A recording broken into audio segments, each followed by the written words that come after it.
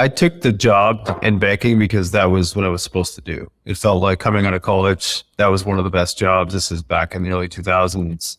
And I was just told that was what I was supposed to do. And I think that kind of playbook of climb the next ring on the ladder, that usually somebody else has defined that ring, not yourself.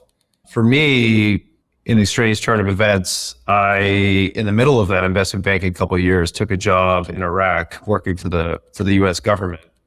Just argued my way into that position. Welcome to the Impact Multiplier CEO podcast. I'm Richard Metcalf, founder of X Quadrant, and my mission is to help the world's top CEOs and entrepreneurs shift from incremental to exponential progress and create a huge positive impact on our world. Now, that requires you to reinvent yourself and transform your business. So, if you're ready to play a bigger game than ever before, I invite you to join us and become an Impact Multiplier CEO.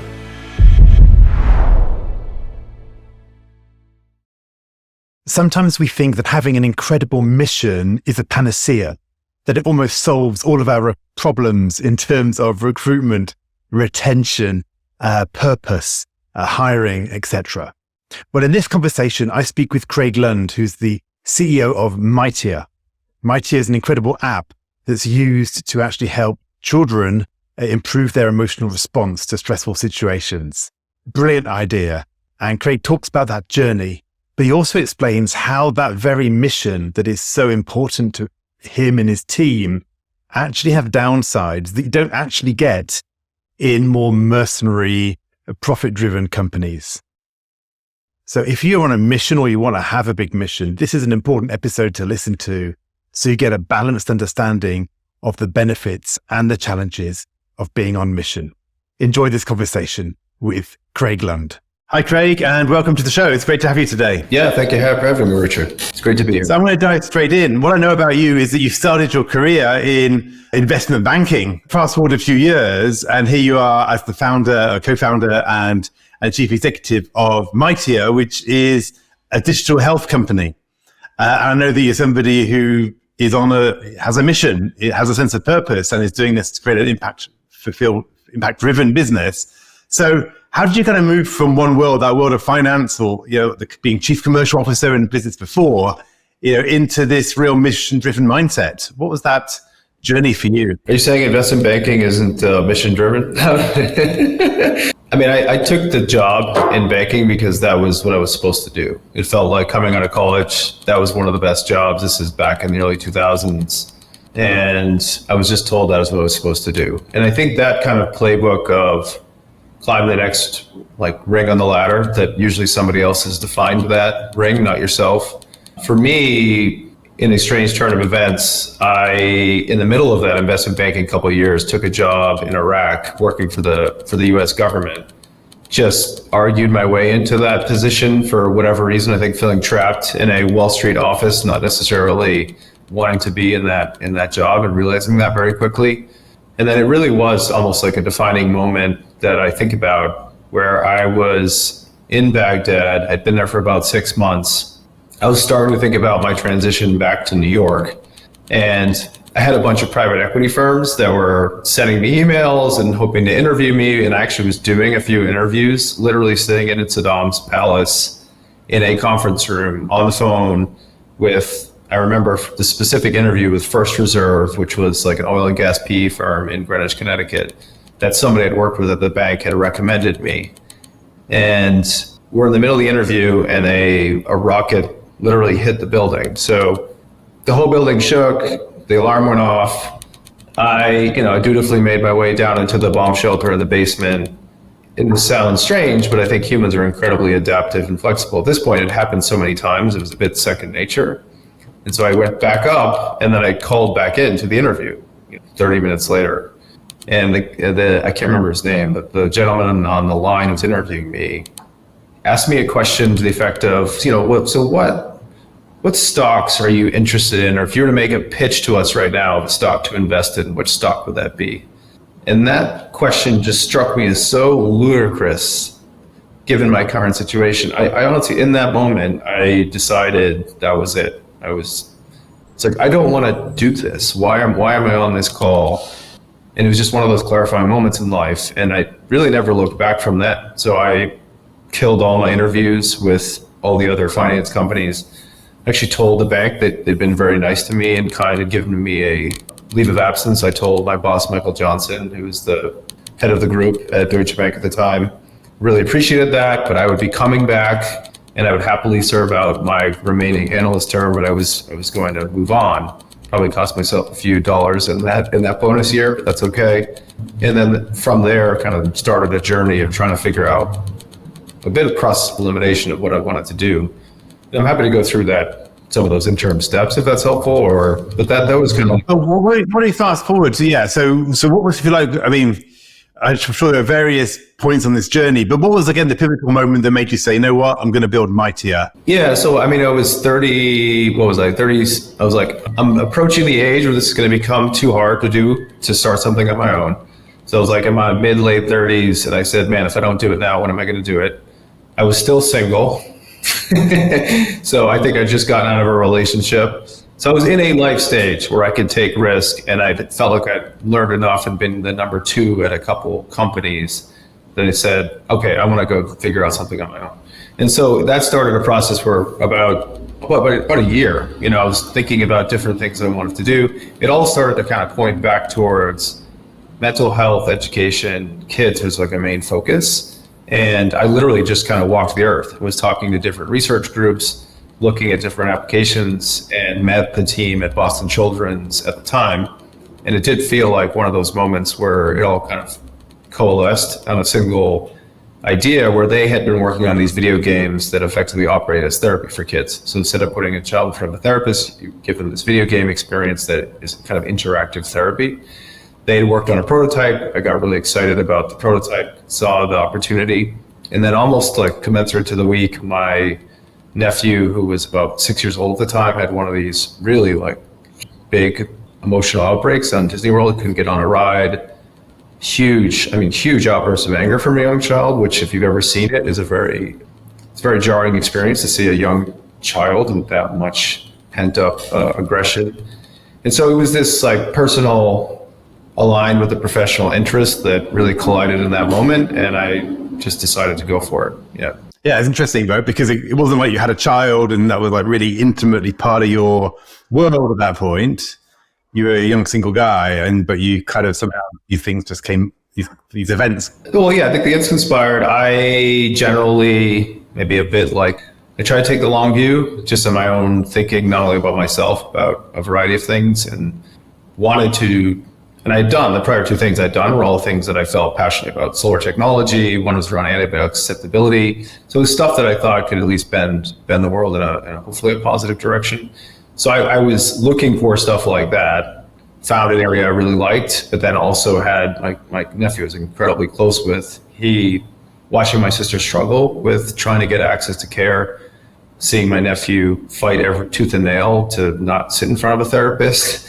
He actually was one of our first pilot gamers. He and I used to play. It was a really kind of beautiful way to connect with him, and then also to think about a way to scale this, reach millions of kids. So yeah, that all kind of oddly, I'm not a believer in fate, but I'm a believer of serendipity and interesting collision of events in the world that all kind of came together in one moment. Yeah, it's great, because I know that Mightier now has, served over, I think, 100,000 kids, giving them access to mental health care, which is amazing. And what I understand is that this is really attracting a lot of people, right? A lot of people really get behind this mission of solving these mental issues in non-medical ways, if you like, right? I mean, you deal with it through games and through other ways, rather than giving people drugs, which I'm sure inspires a lot of people.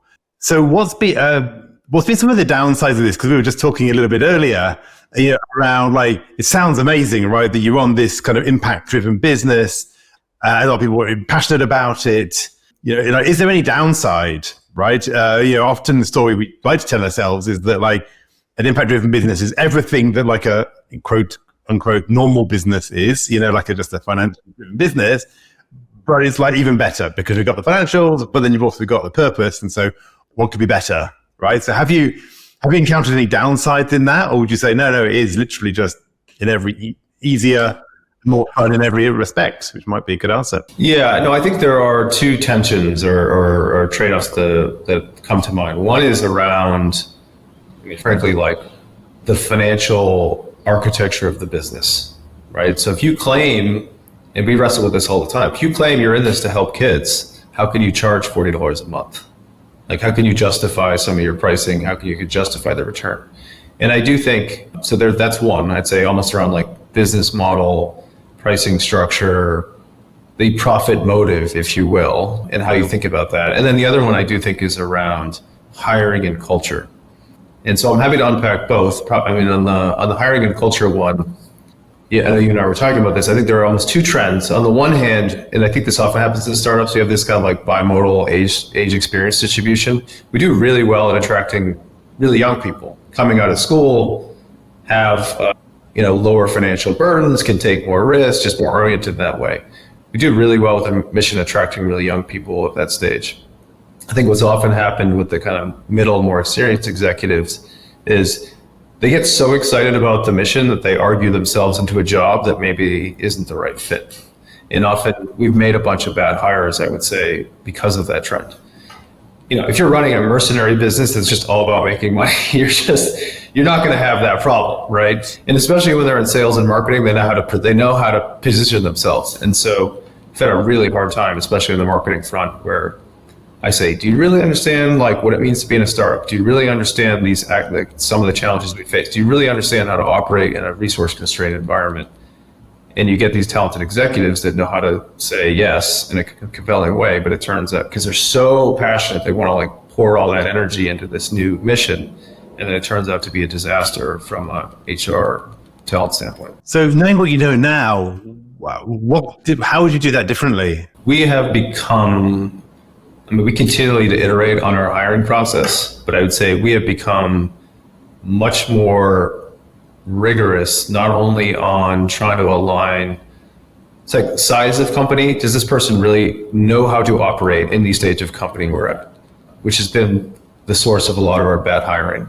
Somebody who's worked at larger companies, maybe they've touched smaller, but they've never really worked at a startup. And then also, so there's the fit on the kind of culture stage size, and then there's the skill set fit. So we have, and I'm happy to go into as much detail as you'd like, but we have much more like interactive cross-functional team interviewing process. We also force people into exercises, very tangible, pretty drawn out exercises. We force them, especially for senior leaders, to interact and problem solve with teammates. So we actually put them in a room to solve a problem that requires a lot of these trade-offs we're alluding to, where you don't have a ton of resources, you have to think creatively. So as much as we can, try to strip away the selling that they can do in a more face-to-face standard culture-based interview and put them in scenarios that unearth whether or not they truly can fit the job. Yeah, well, it makes a lot of sense, right? I guess because you're right, it's easy to kind of say yes and get excited and demonstrate that emotional connection to a mission. It's easy to be seduced. Like like these people, they're talented, interesting people. You want to spend your time with them, right? It is. I do think it is a particular issue, especially with mission driven. And do you think that the issue is that they're waiting for other people to do, not like they don't want to roll up their own sleeves? Does that tend to be the kind of the fundamental issue, or is it that it seems too small fry for them, the things they're being asked to do, I think especially early days, and this has been kind of an overused concept, is like first principle thinking, like really getting to the root of what is going to drive success, like really understanding something. I think when you're in a startup, like for us trying to tackle healthcare, we've had to get incredibly nuanced about how the heck to actually make Mightier fit into the healthcare system. I mean, digging into arcane details, asking 3 questions beyond what is humanly like makes sense. Like just going, you literally have to, there's like that mentality where you just have to be so hungry and curious. Because I think if you don't go that second or third layer down, you may miss the nuance that I don't want to be overly hyperbolic. There's the difference between making like Mightier work in healthcare or not, as an example. And I think that's a personality trait. I'm not sure that really depends on your experience level. I think that is a bit of a personality trait that we try to unearth. And then there's the question of, okay, so say you have that personality trait. are you willing, able, or open to actually operating in a very lean environment, given where you're at in your career? Got it.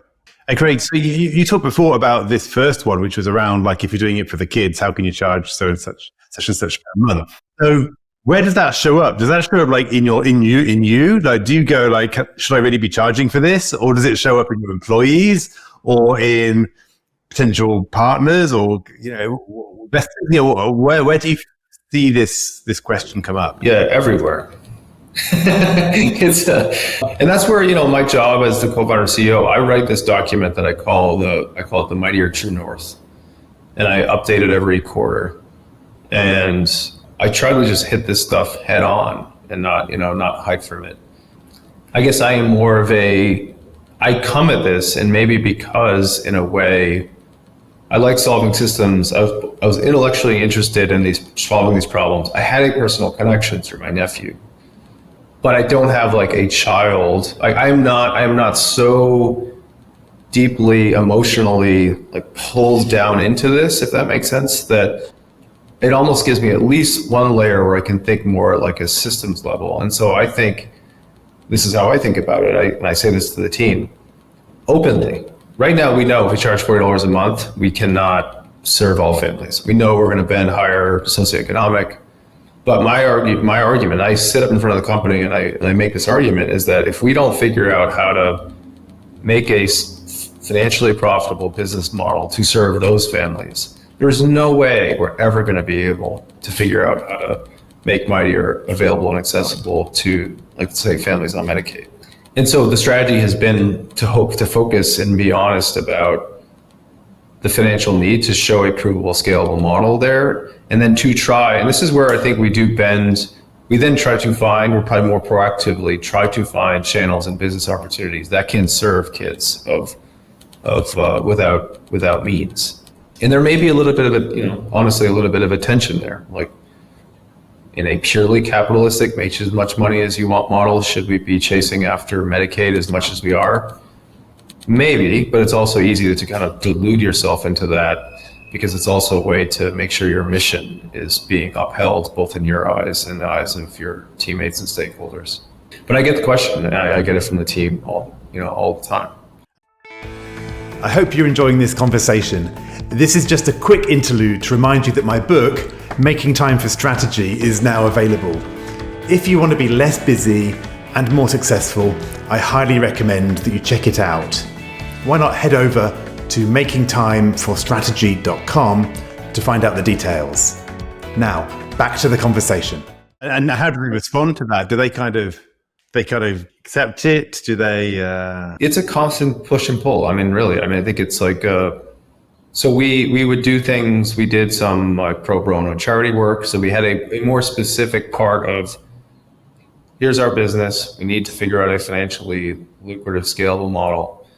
We are also going to dedicate some of our time to, we did a partnership like the Boys and Girls Club, very clearly mission-oriented, brand-centered activities that put Mightier in the hands of kids that we acknowledge we're not going to make money. We're just open about that. And seeing that as a way to kind of round out or make our mission more than just some talking point that we're going to get to in 50 years. Because there's always that danger. You say, eventually we'll help the kids without means or the resources to afford Mightier.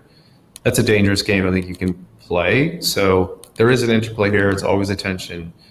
We've tried to balance that by doing some of this more pro bono work, and then also I'd say prioritizing finding channels like Medicaid where we could potentially do both good and well. And I really believe Medicaid is that opportunity for us where we can both reach a lot of kids, help a lot of kids, and build a really successful business.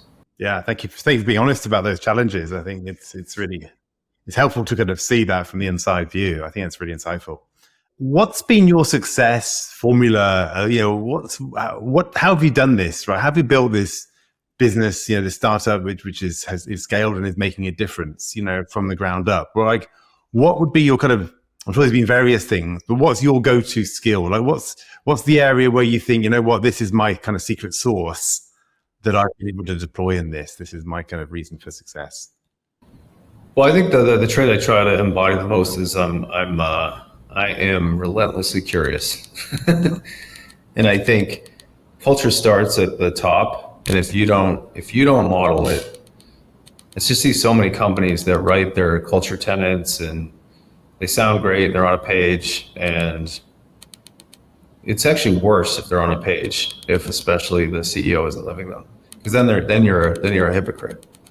So I would rather have fewer tenants in terms of what we want to do and really live them than have this long list that just looks hollow and empty and then builds cynicism inside the company. So I think that I'm kind of facing most of those tenants are generally kind of things which nobody could seriously argue against anyway, right? Like, and that's sort of the problem with them, right? Yeah, that's sort of the problem with them is they're just cliche often, and that, and then because they're cliche, they feel hollow, and so we try to be I'm a fan of very blunt, candid language. Like the world is filled with so many fluffy words and so many euphemisms. So we try to just not only have a tenant, but also like say, what does it mean in practice? What does it look like? Here are the 5 examples of what that could be. So I'd say for me personally, especially in a startup, I think that's something I'm very good at. I'm good at like looking at ambiguity and saying, and not being afraid of it and like being curious about it. And then believing, the way I try to frame it both to myself and to the team is I'm kind of like macro confident and micro humble. So I'm macro confident that we can figure this out, but I have no idea how the heck we're going to get there. And I don't want to pretend to you or anybody else that I know all the steps to get there. But I do feel like there's a there. Like we have conviction about the general direction. And that's again, a delicate tension to kind of balance that macro confidence with the humility. Because if you have no confidence about where you want to go and what you want to do, then you have no direction. But if you're over precise and confident in how to get there, I think you both stifle people's curiosity and how to figure it out, and you also, I think, often leads to bad outcomes if you try to pre-prescribe how you want to get there. do you find that you're in the part of the business that you're in, the phase of the business, is that a phase where you need to be particularly curious because you're exploring this business model and so forth, and the whole organization needs to be like that? Or is it that you're actually kind of like in that role where you're the one being curious and everyone else is in execution mode? It's a good question. I think realistically as a company, I think you need the right balance between the two, right? I think for the stage we're at right now, I think we need a relentlessly curious CEO. In 3 years, maybe not, or even and I have this, I've said this, I've stood up in front of the company and said, I'm not sure I'm the right CEO in 3 years or 5 years. And that's okay. I think where we're at stage-wise, because there's so much ambiguity we need to work through as we continue to scale and figure out some of these challenges, especially around like how to fit Mightier into healthcare, which is a very challenging problem. I think I need to be that type of CEO, and I think I need to model that. And I think we need a strong portion of the company that's thinking and operating that way. 20, 30%, and then yes, that's balanced with people who are more focused on execution. But I think that well, it's an interesting question. That shift will evolve, but I think that often leads to, as we know, companies that go through more of an executional scaling leadership change that often stifle innovation. There's a ton of bloat I see happen in all these kind of like scaling businesses. Like you're a victim of your own success. You start making all this money, you start hiring all these people, you help building all this bureaucracy, and then next thing you know, you don't know how to innovate anymore because you've lost that relentless curiosity. So I think managing that transition, I think about that a lot. We're not quite there yet where we're getting to 500 people, 1,000 people, but I think that it's going to be a tricky thing to navigate. It's interesting. One of my clients, part of my CEO community, I think he's launched already, I don't know how many businesses, like 3 businesses in the last 3 years, and he's still famous to roll out a new business a year. Based, he's on this kind of relentless curiosity that you embody as well, and that he's definitely doing what you're doing, which is clicking in several layers deep into the nitty gritty of his industry, which needs a lot of innovation, and is identifying new business models, new ecosystems, new financial, and that's how he's creating a huge amount of value. But he knows very clearly that he's got a great CEO who helps run some of these things because he's not operationally inclined to want to manage a large team and well, he can kind of do it, but he doesn't. He's really not in his sweet spot when he's there. Yeah, there's an interesting question about you personally, but then there's this broader question that, like, as a company evolves, if there's a golden goose there and you've like cracked these codes, you need to just lean into that and execute. But how do you do that in a way that doesn't create bureaucracy, too much bureaucracy and executional overhang, that you lose the culture of relentless curiosity inside the company? Yeah, exactly. So let's look forward, Craig. So what does multiplying your impact look like for Mightier? Like what's the next level for this business? I think we have the opportunity to make Mightier a given. I say like table stakes for every insurance plan, especially all the Medicaid plans, every child on Medicaid. I think we have the opportunity to make Mightier available to every single one of those kids. And then on the more commercial healthcare side and employer side, I think that'll come along as well. But I think the biggest opportunity we have right now is 40% of kids are on Medicaid, which is a stat most people don't know, which is a shocking statistic. The disproportionate level of need for Medicaid is much higher. And obviously the resources aren't necessarily there. And there's a lot of stigma around traditional mental health, like taking your child and putting them in front of a therapist. So that is kind of like when I stand up for a company, put a map of the company and say, we should be in every single one of these states. Every single one of these, 40 million kids that is on Medicaid should have access to Mightier. Yeah, that's a great goal, right? And it's so specific as well, right? Because it's really, really focused. And so when you've done it, I guess. That's right, yeah. Well, what about you personally, Craig? Like, how are you going to need to shift how you operate if you're going to, be the CEO that makes this happen? What's going to need to shift in your own personal way of working? Yeah, I think this the tension we just talked about, which is I'm someone who in the meeting is going to push and ask 50 questions down, right? And I think and try to like open things up. So open things up. And I think, let's say in this prior example of Medicaid, we're doing rollouts in Arizona, Iowa, and then hopefully followed by another 18 states. Once we're kind of in that phase, let's say on that business, it's going to need less, everyday opening and more closed execution. And so I think from a team standpoint, knowing that about myself and the team, hiring probably a very strong, more experienced chief operating officer style person, and then I will then likely shift more time into either following products, markets, experiences that we should be figuring out. So kind of not section off the opening, but like create an organizational structure that allows opening in other spaces while we execute on things that are very strong product market fit, very strong demand and growth happening, where we need more pure execution. But there is, for me personally, to be honest, I don't know if like I want to be in this role in that type of environment. We'll see. I think that frankly, the jury is still out. So I'll just have to learn and iterate as we go. I can tell you personally, the other thing that happens, I think, is, when you're a CEO of larger companies, the amount of energy you spend on external communication as well as internal people management, which I do think I'm a pretty strong manager. I think I'm good, like interpersonally with people. That way indexes on that side, and the amount of time you can do more of this kind of like free exploration and creativity gets shrunk. So I think that's going to be a tension I'll have to think through personally. Yeah, I sense that. Yeah, that creativity and innovation sounds like it's a core strength, right? That is how you're creating the value. You do, yeah.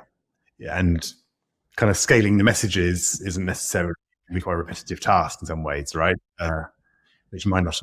Yeah, I don't care about being famous, right? So I have zero desire or interest to be on the cover of Forbes, running some massive behemoth. It's just not. Oh, well, you're on the CEO, right?